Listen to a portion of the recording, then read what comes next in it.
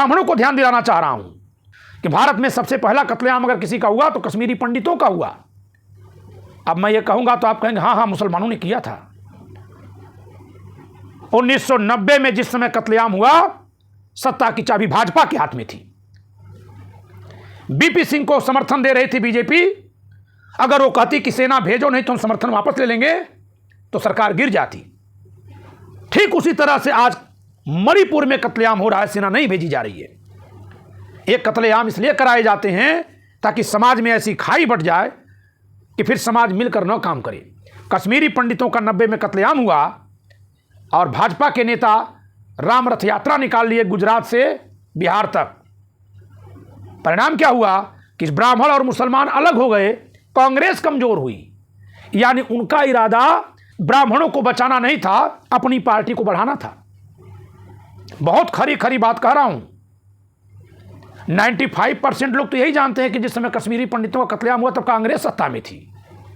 और कांग्रेस के नेताओं की मूर्खता यह है कि वह जनता को सब कुछ बताने की बजाय सोचते हैं जनता तो खुद ही जान ही रही होगी। ठीक उसी तरह से आज ओबीसी समाज को बरगलाने की कोशिश की गई। आरक्षण का जिन्न तब निकाला गया जब 11वें वर्ष में सरकार प्रवेश कर रही है। डबल इंजन की सरकार 7 साल से अन्याय कर रही थी। ये मंत्री महोदया सोई हुई थी। जरा मंत्री महोदया से पूछा जाए कि इतने सारे अपहरण बलात्कार हो रहे थे, हाथरस की घटना हो रही थी, तब कहां थी मंत्री महोदया? अब जाति का नारा लगा करके आग लगाने की कोशिश करने वालों को हटाओ। धर्म का नारा लगा करके आग लगाने वालों से परहेज करो। जो सबको सुरक्षा, सबको स्वास्थ्य, सबको शिक्षा देने की बात करे दोस्तों, उसके साथ खड़ा होना है। और चाहे जो पार्टी सत्ता में आए, हमारा पहला सवाल ये हो कि क्या सबको आपने सुरक्षा दी है? क्या सबको आपने शिक्षा देने की व्यवस्था की है? क्या सबके स्वास्थ्य की रखवाली करने की व्यवस्था की है? मैं एक बात दावे के साथ कह रहा हूं कि भारत में इतनी पूंजी है, हम लोग इतने संपन्न हैं, या इतने ज़्यादा संख्या में लोग हैं कि पर्याप्त पुलिस बल में लोग होंगे, अदालतों में लोग पर्याप्त भरेंगे, चिकित्सक पर्याप्त संख्या में आएंगे, इंजीनियर्स पर्याप्त संख्या में आएंगे, शिक्षक पर्याप्त संख्या में आएंगे। यह देश सुरक्षित, न्याय से चलने वाला, शिक्षित और स्वस्थ लोगों का समूह बनेगा। यही संविधान की उद्देशिका है और इन्हीं कारणों से संविधान हमारी जरूरत है। तो संविधान जागरूकता की मुहिम में जुड़िए।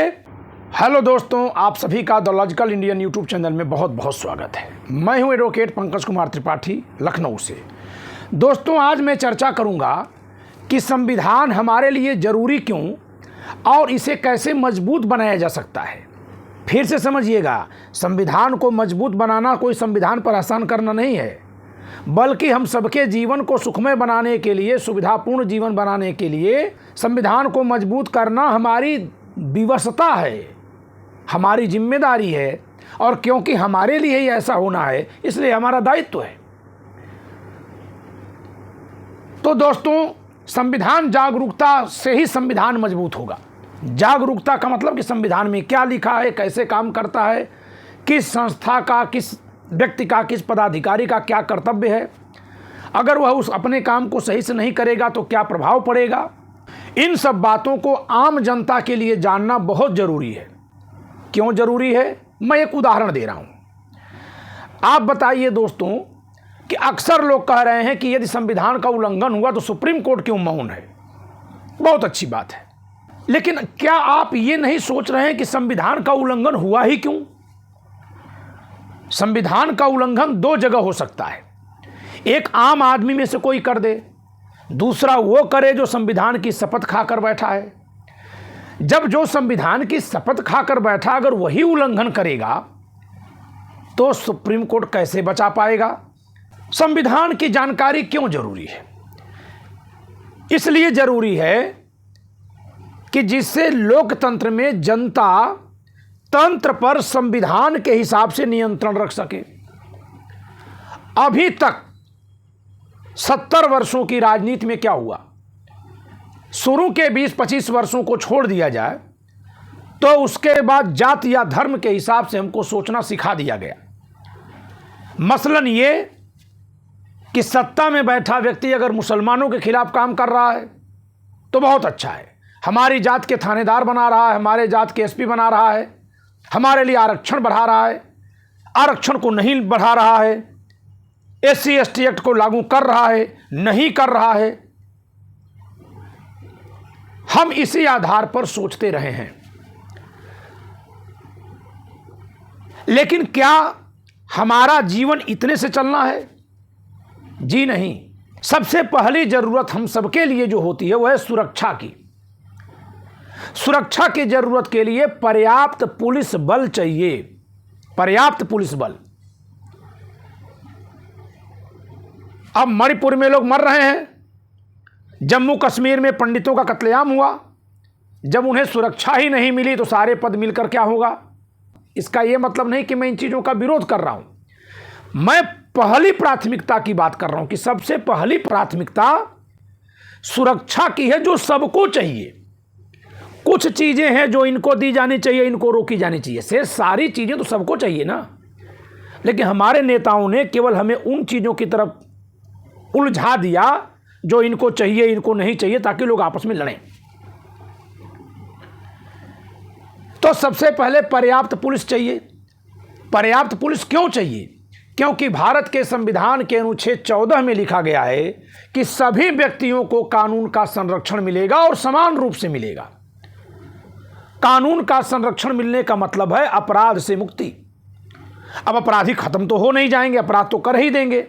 तो दो लेवल पर हमको पुलिस चाहिए, एक तो अपराध करने से पहले रोकने के लिए, दूसरा अगर अपराध हो जाए तो हमारी सूचना पर फौरन FIR लिखी जाए, फौरन, और तुरंत पुलिस सक्रिय होकर अपराधी को पकड़े, कानून के अधीन करे, पर्याप्त अदालतें हों, महीने 2 महीने 4 महीने 6 महीने में सुनवाई हो जाए, सजा हो।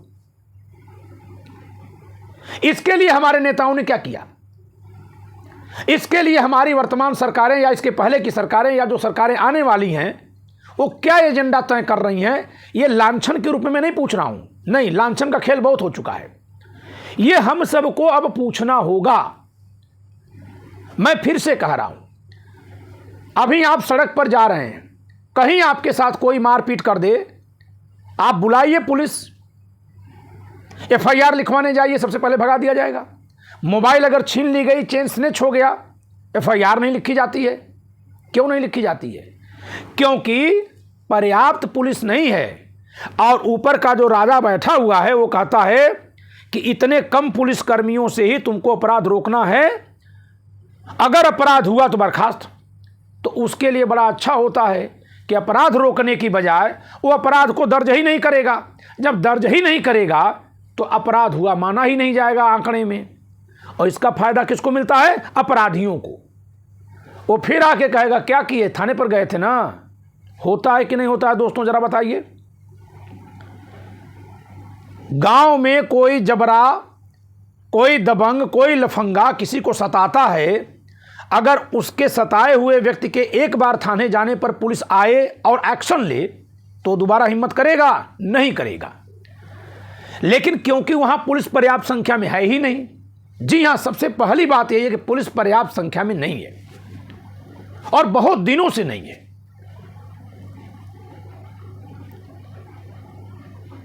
तो सबसे पहली बात तो यह है कि संविधान में जो पद पर बैठा है उसकी जरूरत है हमें सुरक्षा देने की, और इसके लिए पर्याप्त संख्या में पुलिस बल की भर्ती, बहुत पर्याप्त संख्या में। और क्योंकि न्याय के लिए अदालतों की जरूरत है तो उसके बाद वो, तो सबसे पहली जरूरत हमारी संविधान के अंतर्गत है सुरक्षा, वो भी बिना किसी भेदभाव के। उसमें अमीर गरीब, जाति पात, धर्म, लिंग, क्षेत्र, भाषा, किसी का कोई प्रकार का भेदभाव नहीं होना चाहिए। अब ये भेदभाव न हो, इसके लिए दो बातें। एक तो पर्याप्त संख्या में पुलिस बल हो, जिससे कि उसको ये भेदभाव करने की जरूरत ही न पड़े कि कोई ऊपर से फोन आएगा तब FIR लिखेंगे, और नहीं तो ओलंपिक पदक विजेता बेटियों की इज्जत लूट दी जाएगी तो भी FIR नहीं दर्ज होनी है। समझिएगा। कंगना रनावत को एक सुरक्षाकर्मी ने एक थप्पड़ मारा, बहुत गलत काम किया, एक्शन हो गया ना। लेकिन ओलंपिक पदक विजेता बेटियां 1 महीने तक जंतर मंतर पर धरना दी, FIR नहीं हुआ, सुप्रीम कोर्ट जाना पड़ा। अब हर बात पर अगर सुप्रीम कोर्ट सब लोग जाएं तब सरकारें काम करें, तो सुप्रीम कोर्ट काम कर पाएगा कि बंद हो जाएगा? जरा बताइए भाई। सुप्रीम कोर्ट एक बार कहेगा कि नहीं, दिल्ली सरकार को काम करने का अधिकार है, लेफ्टिनेंट गवर्नर को काम करने का निर्णय लेने का अधिकार नहीं है, क्योंकि चुनी हुई सरकार है।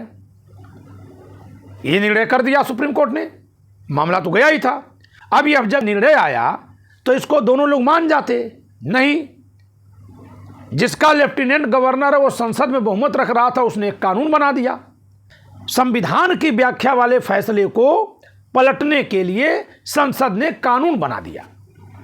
हाँ, वही जो इमरजेंसी की बात करते हैं, इमरजेंसी में भी ये सब नहीं हुआ था, इसलिए संविधान जानना जरूरी है। बिना इमरजेंसी के ही इन्होंने संविधान की व्याख्या वाले सुप्रीम कोर्ट के निर्णय को सामान्य बहुमत के कानून से उलट दिया और फिर गवर्नर को पावर दे दी, मुख्यमंत्री को जेल में डाल दिया, किसी अन्य कारण से डाला, सारे मंत्री जेल में। तो चुनी हुई सरकार का मतलब क्या है? ऐसी कौन सी मजबूरी है कि बिना जेल में डाले इन्वेस्टिगेशन नहीं हो सकता है?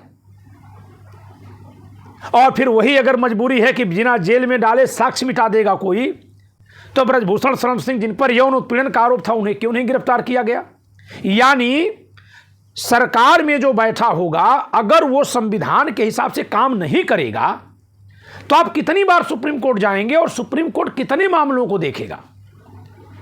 अगर हर व्यक्ति एक दूसरे को चाकू मारेगा तो डॉक्टर्स कितना ऑपरेशन करके सबको सही करेंगे?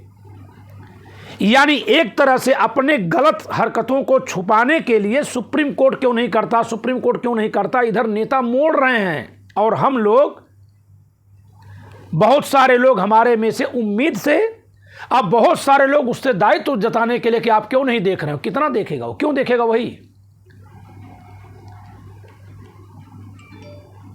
संविधान हम आप देखे थे, जब बाबरी मस्जिद गिराने के नाम पर वोट मांगा गया, जिस पर सुप्रीम कोर्ट ने रोक लगाई थी, संविधान के अंतर्गत रोक लगाई थी, तो हम लोग तो वोट दिए, फिर कार सेवक बन के जाके गिराए। और जो मुख्यमंत्री थे वो शपथ देकर आए थे, एक तो शपथ खाकर पद पर बैठे थे कल्याण सिंह जी कि हम संविधान की रखवाली करेंगे। जी हाँ, बहुत वक्त बीत गया, बातें होनी चाहिए। फिर सुप्रीम कोर्ट में हलफनामा भी दे आए कि हम शपथ पूर्वक बयान करते हैं कि हम संविधान का पालन करेंगे। न तो मुख्यमंत्री संविधान का पालन किया, न प्रधानमंत्री संविधान का पालन करवाया, न गवर्नर पालन करवाया, न जनता ने पालन किया। जनता का बहुत बड़ा हिस्सा जाकर के वहां खुद ढांचा गिरा दिया। सुप्रीम कोर्ट क्यों निगरानी करेगा? कैसे? इसका यह मतलब नहीं कि मैं सुप्रीम कोर्ट को कह रहा हूं कि वो न करे। कैसे करेगा आप बताइए? कैसे कर पाएगा?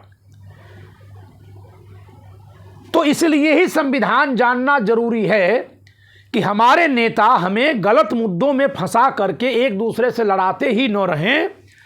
हमारे लिए जरूरी है हम सबकी सुरक्षा के लिए पर्याप्त इंतजाम का होना। रेप के आंकड़े देख लीजिए, अपहरण के मामले देख लीजिए, सड़क पर मारपीट के मामले देख लीजिए, गरीबों के साथ ज्यादा होते हैं ना? क्यों ज्यादा हो जाते हैं? क्योंकि उन पर बाद में सुनवाई नहीं होती। सक्षम व्यक्ति, ताकतवर व्यक्ति के खिलाफ पुलिस काम नहीं करती। क्यों नहीं करती? क्योंकि पुलिस किसी के खिलाफ होने पर काम नहीं करती, वो केवल उसी के लिए काम करती है जिसके लिए ऊपर से दबाव आ जाता है। मामूली तौर पर मैं कह रहा हूं। अब इसमें पुलिस वालों को गाली बद देने लगी है। कितनी ड्यूटी का भार उन पर है, कभी हम आप सोचते हैं? 7 करोड़ का दिया हम लोग जलाए थे अयोध्या में, लेकिन चुनावी ड्यूटी में होमगार्ड जो शहीद हो गए हैं, उनके परिवारजनों को, उनके आश्रितों को मुआवजा सरकार अभी तक नहीं दी है। चुनाव बीत गया, नई सरकार बन गई, संसद चलने लगी, लेकिन उनको मुआवजा नहीं मिला। मुआवजा देना किसका काम है? सरकार का। सरकार ने मुआवजा नहीं दिया। अब उन विधवाओं को, उन अनाथ बच्चों को, उन बुजुर्ग माता पिता को बेसहारा आप कहिए अदालत में जाइए ना, अदालत में जाइए। फिर अदालत से हम लोग कहें आप कहीं नहीं आदेश कर देते, तो चलिए हम हाई कोर्ट में दिखाते हैं कितने आदेश होकर के पड़े हुए हैं, एग्जीक्यूशन नहीं हो रहा है। क्योंकि अदालतें आदेश देती हैं तो उसको पालन करना भी सरकारों में बैठे लोगों का काम होता है। इसीलिए संविधान जानना जरूरी है कि नेता हमारे उन मुद्दों पर ही केवल हमें न उकसाएं, भुलवाएं जो हमें एक दूसरे से लड़ाने वाले हैं, बल्कि 90%, 99% विषय तो ऐसे हैं जो सबके लिए जरूरी हैं, जिनमें सबसे पहला है सुरक्षा, दूसरा है स्वास्थ्य और तीसरा है शिक्षा। ये तीनों तो सबको चाहिए ना, एससी को भी चाहिए, एसटी को भी चाहिए, ओबीसी को भी चाहिए, सवर्ण को भी चाहिए, अल्पसंख्यक को भी चाहिए, बहुसंख्यक को भी चाहिए, बच्चों को भी चाहिए, बुजुर्गों को भी चाहिए, महिलाओं को भी चाहिए, पुरुषों को भी चाहिए, नॉर्थ ईस्ट वाले को भी चाहिए और गुजरात वाले को भी चाहिए, जम्मू कश्मीर वाले को चाहिए, यूपी और केरला वाले को भी चाहिए। इन मुद्दों पर गारंटी क्यों नहीं ले रहे हैं लोग? क्योंकि ये ऐसे मुद्दे हैं जिससे जनता खुशहाल हो जाएगी। और एक बात बताइए, एससी एसटी एक्ट लिखा गया, क्यों लिखा गया? क्योंकि दबंग लोग दबंगई नहीं छोड़ रहे थे, जो जातिगत कुंठा थी उसको छोड़ नहीं रहे थे। लेकिन क्या एससी एसटी के एक्ट में जो अपराध लिखे गए हैं वो पहले दंडनीय नहीं थे? थे, पहले भी दंडनीय थे, आईपीसी में पहले प्रावधान था। अगर अपने पड़ोस के किसी कमजोर व्यक्ति को थप्पड़ मारने पर, गाली देने पर आईपीसी में एक्शन होता रहता पर्याप्त, फौरन पकड़कर जेल जाता, तो क्या हिम्मत पड़ती कि फिर वो गाली दे? और अगर आईपीसी बनने के बाद उसका इंप्लीमेंटेशन नहीं हुआ सही से, क्योंकि पुलिस नहीं है, सिस्टम नहीं है, मुख्यमंत्री बदलेगा तो उसके जात के अनुसार थानेदार बदल दिए जाएंगे, तो क्या गारंटी है कि एससी एसटी एक्ट बना देंगे तो ही मारपीट रुक जाएगी, शोषण रुक जाएगा, हत्या और अपराध बलात्कार रुक जाएगा? और रुका भी नहीं। हाँ, एक चीज ये हो गई कि विशेष कानून बन गया तो उसका दुरुपयोग भी होने लगा। यानी कि सुरक्षा देने के लिए पर्याप्त साधन विकसित करना पहली शर्त है, उसे लागू करना दूसरी शर्त है। सारे गांव में स्कूल है, प्राथमिक विद्यालय है, उनमें क्या स्तर है पढ़ाई का? तो लोग अपने बच्चों को उठाकर प्राइवेट स्कूल में भेजना शुरू किए। जब प्राइवेट स्कूल में भेजेंगे तो शोषित कौन होगा? जो गरीब होगा। तो शोषण बढ़ा कि नहीं बढ़ा? मतलब यह है कि हम लोगों के लिए जो कॉमन सुरक्षा के विषय हैं, स्वास्थ्य के विषय हैं, शिक्षा का विषय है, संविधान में उसके लिए पर्याप्त प्रावधान है। लेकिन हमारी सरकारें, हमारे नेता हमें वोट बैंक में बदलने के लिए जाति धर्म के हिसाब से हमको बांटे हैं। इससे एक लाभ तो मिला, खासकर जाति वाले आंदोलनों से, कि क्योंकि समाज ऊपर नीचे की जातियों में बटा था, नीचे की तथाकथित नीचे कही जाने वाली जातियां राजनीतिक रूप से सक्रिय नहीं हुआ करती थी। अब सब सक्रिय हो गए। अब तो बल्कि हम कहेंगे कि जो तथाकथित निचला समाज था वो राजनीतिक रूप से ज्यादा जागरूक है। आंदोलनों में सरकारों के खिलाफ वही बढ़ चढ़कर भाग ले रहा है। अच्छी बात है, इससे लोकतंत्र मजबूत होगा। लेकिन तब होगा जब हम जो हमारे सामान्य यानी कॉमन मुद्दे हैं, जो हम सबके एक मुद्दे हैं, सबको साफ पानी चाहिए, सबको स्वच्छ हवा चाहिए, सबको सुरक्षा चाहिए, सबको चिकित्सा चाहिए, सबको शिक्षा चाहिए, ये तो सबको चाहिए ना। इसमें तो कोई जाति और वर्ग, एससी एसटी ओबीसी हिंदू मुस्लिम का फर्क है ही नहीं। संविधान सबको देने की बात करता है। ये करके दिखाओ, दिखाओ ये करके। केवल लड़ाने भिड़ाने वाली बातें। तो बता दीजिए दोस्तों कि कौन सी पार्टी आई जिसने जिस वर्ग के नाम पर वोट लिया, ठेका लिया, उस वर्ग को सब कुछ दे दिया? दे ही नहीं सकते, क्योंकि जो सबको देने के इरादे का रहेगा ना, जो अपने वोटर्स को देने के भाव का रहेगा ना, वो भेदभाव कर ही नहीं पाएगा। यह संविधान इस तरह से बना है कि आप कर ही नहीं पाएंगे। तो देंगे तो सबको देना पड़ेगा, इसलिए लड़ाने भर दो। हिंदू हृदय सम्राट, हिंदू हृदय सम्राट। अयोध्या किसके काल में रो रही है? मंदिर में नाले का पानी किसके समय में जा रहा है? आधे अधूरे मंदिर में प्राण प्रतिष्ठा किसने करवा ली? उसने करवा ली जिन पर हिंदुओं ने विश्वास करके वोट दिया था। हिंदू बनकर वोट दोगे, मुस्लिम बनकर वोट दोगे, दलित बनकर वोट दोगे, ओबीसी बनकर वोट दोगे, तो यही होगा। ओबीसी का आरक्षण लागू नहीं था। ये ओबीसी की एक समुदाय की ठेकेदारी लेने की नाकाम कोशिश कर रही अनुप्रिया पटेल कब लिख रही हैं? जब तथाकथित ओबीसी प्रधानमंत्री वाली सरकार को यहां के मुख्यमंत्री जो जात से सवर्ण है उसको हटाने की कोशिश करनी है। यानी ओबीसी का मुद्दा जो है वो न्याय के लिए नहीं है, वो राजनीतिक पत्थर है जिसे अपने दुश्मन को तब मारो जब पत्थर मारने की जरूरत हो। तो हे मेरे भाइयों, संविधान जागरूकता यात्रा चलानी है, इससे जुड़ना है। मैं जितनी बातें बोल रहा हूं सुरक्षा, स्वास्थ्य, चिकित्सा, ये सबका प्रावधान हमारे संविधान ने किया है। हम लोग अब तक संविधान को इसलिए मानते हैं क्योंकि हम बाबा साहब को मानते हैं, हम नेहरू जी को मानते हैं, हम गांधी जी को मानते हैं, हम पटेल साहब को मानते हैं, हम चंद्रबोस साहब को मानते हैं। इन महापुरुषों को तो मानने के कारण आप मानते ही हैं, लेकिन एक बात एकदम तीखी तीखी कह दूं, संविधान नहीं मानेंगे, इन महापुरुषों का कुछ नहीं बिगड़ेगा। हाँ, राजेंद्र प्रसाद को कोई दर्द नहीं होगा, वो जा चुके हैं दुनिया में अपना काम करके। दर्द हमें और हमारी पीढ़ियों को होगा। इसलिए केवल उन पर एहसान करने के लिए मत मानिए, वो आपके एहसान से बहुत ऊपर हैं। इसलिए मानिए कि आपका जीवन सही से चल सके। आज की स्थिति यह है कि हरिद्वार में 13 साल की बच्ची के साथ गैंग रेप हुआ। सत्ता में बैठी पार्टी के नेता ने किया उत्तराखंड में, और हर पार्टी में ऐसे अपराधी घुस जाते हैं जब वो सरकार में होती है कि अपराध करते हैं। फिर उस 13 साल की बच्ची का हाथ पैर मुंह बांध करके हाईवे पर रात में लेटा दिया ताकि गाड़ी से कुचल जाए। जिंदा बच्ची, उस पर गाड़ियां दौड़ती रहीं, वो कुचल कर रात में मर गई। तब वो सब वहां से गए। ये मैं नहीं कह रहा हूं, ये पुलिस कही है। एनडीटीवी की वेबसाइट पर जाइए, उसका वीडियो मिल जाएगा आपको। और हम लोगों की सारी चर्चा जात पर, धर्म पर, समाज पर, इन पर, उन पर,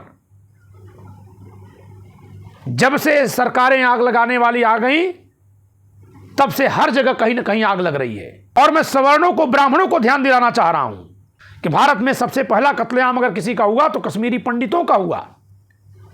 अब मैं ये कहूंगा तो आप कहेंगे हाँ हाँ मुसलमानों ने किया था। 1990 में जिस समय कत्लेआम हुआ, सत्ता की चाबी भाजपा के हाथ में थी। बीपी सिंह को समर्थन दे रही थी बीजेपी। अगर वो कहती कि सेना भेजो नहीं तो हम समर्थन वापस ले लेंगे, तो सरकार गिर जाती। ठीक उसी तरह से आज मणिपुर में कत्लेआम हो रहा है, सेना नहीं भेजी जा रही है। ये कत्लेआम इसलिए कराए जाते हैं ताकि समाज में ऐसी खाई बट जाए कि फिर समाज मिलकर न काम करे।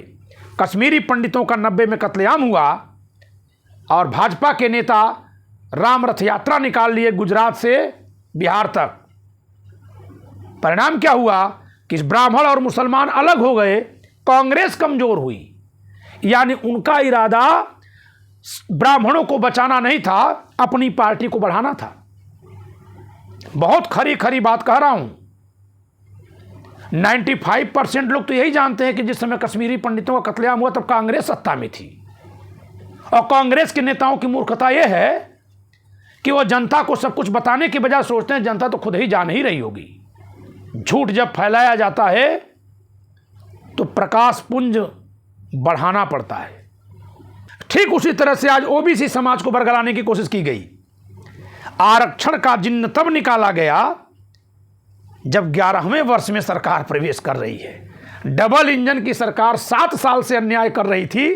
ये मंत्री महोदया सोई हुई थी। जरा मंत्री महोदया से पूछा जाए कि इतने सारे अपहरण बलात्कार हो रहे थे, हाथरस की घटना हो रही थी, तब कहां थी मंत्री महोदया? अब जाति का नारा लगा करके आग लगाने की कोशिश करने वालों को हटाओ, धर्म का नारा लगा करके आग लगाने वालों से परहेज करो।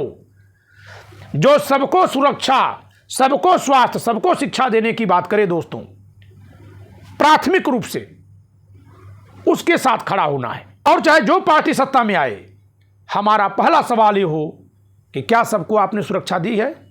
क्या सबको आपने शिक्षा देने की व्यवस्था की है? क्या सबके स्वास्थ्य की रखवाली करने की व्यवस्था की है? मैं एक बात दावे के साथ कह रहा हूं कि भारत में इतनी पूंजी है, हम लोग इतने संपन्न हैं, या इतने ज़्यादा संख्या में लोग हैं कि पर्याप्त पुलिस बल में लोग होंगे, अदालतों में लोग पर्याप्त भरेंगे, चिकित्सक पर्याप्त संख्या में आएंगे, इंजीनियर्स पर्याप्त संख्या में आएंगे, शिक्षक पर्याप्त संख्या में आएंगे। यह देश सुरक्षित, न्याय से चलने वाला, शिक्षित और स्वस्थ लोगों का समूह बनेगा। यही संविधान की उद्देशिका है और इन्हीं कारणों से संविधान हमारी जरूरत है। तो संविधान जागरूकता की मुहिम में जुड़िए। मेरी लिखी किताब जिसे मंगवानी है दिए गए नंबर पर संपर्क कर सकते हैं।